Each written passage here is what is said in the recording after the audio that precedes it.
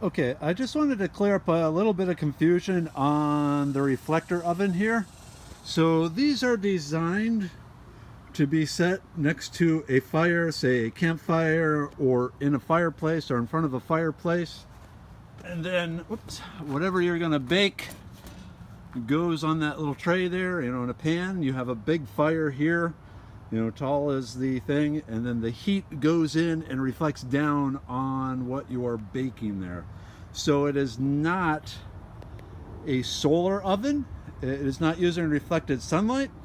It would be using reflected fire.